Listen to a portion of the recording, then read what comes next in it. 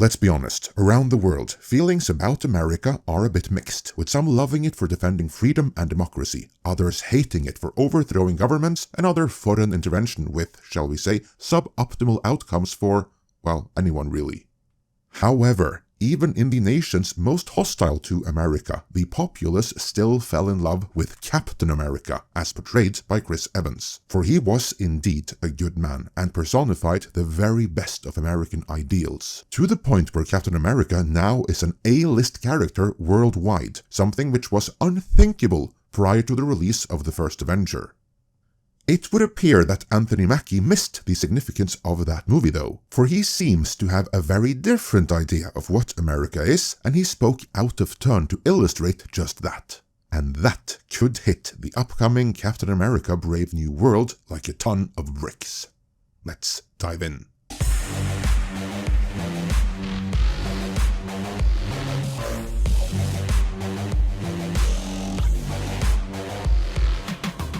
If there was one movie that did not need another challenge, it was Captain America Brave New World.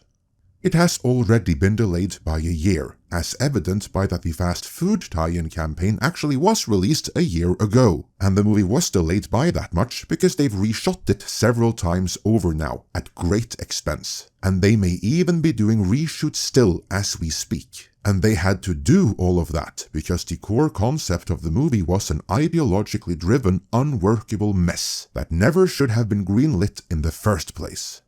They did though, and now they've spent hundreds of millions desperately trying to polish a turd that simply cannot be polished. The whole project was always dead on arrival. The Falcon is the Falcon, and beloved and embraced as the Falcon. Audiences would have flocked to a Falcon solo movie. However, only Captain America is Captain America, and Steve Rogers is Captain America.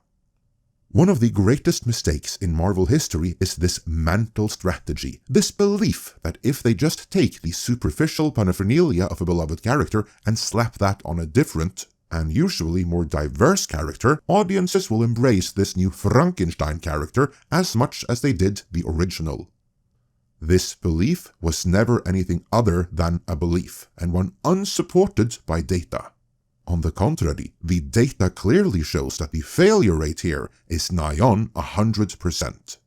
Yeah, over at DC, there may be a couple of Flashes, and there may be a couple of Green Lanterns, but for Marvel, it failed spectacularly when they tried to do this at a large scale in the comics.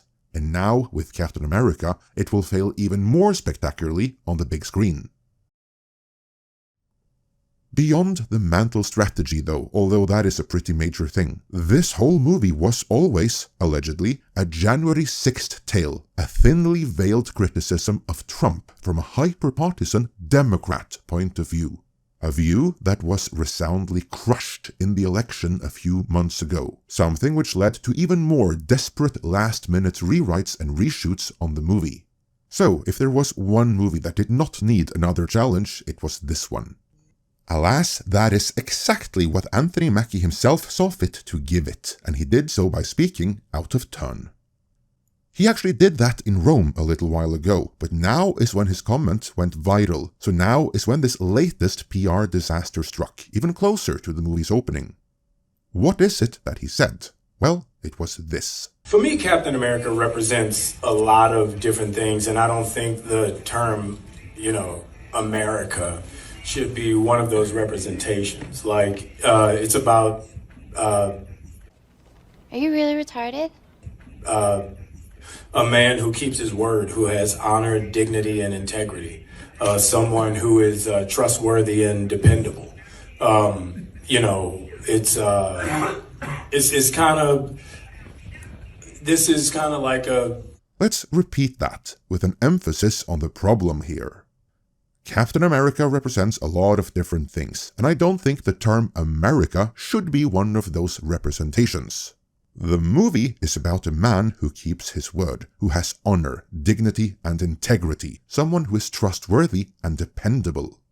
The implication here is that Mackie feels that his character is the one who keeps his word, who has honor and dignity and integrity, and is trustworthy and dependable, all of which he puts in direct contrast to the term America. In other words, at a personal level, it would appear that Anthony Mackie is one of the many that holds America in a very low regard. He is allowed to do that privately, of course, as would be his right as an American. But when promoting a Captain America movie, it would perhaps be better if he had kept his personal thoughts on that matter within the personal sphere, because this is not going to help the widespread perception that in its initial inception, Captain America 4 was always a bit anti-American. There's two problems with that. First, and most pressingly, given how the American public voted, and overwhelmingly so, and Trump's preliminary approval rating, which is his highest ever, that is not a message that is going to resonate well with the movie-going public. Secondly, and this is the more important philosophical point, Captain America is not necessarily a reflection of what America at any given time necessarily is, but what America at its best represents and should always aspire to be. And that, incidentally, is not something uniquely American.